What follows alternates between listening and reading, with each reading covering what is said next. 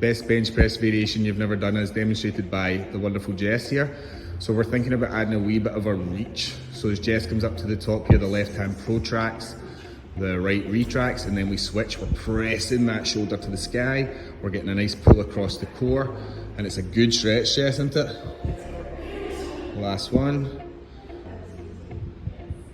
Much better. Good. And then we'll switch.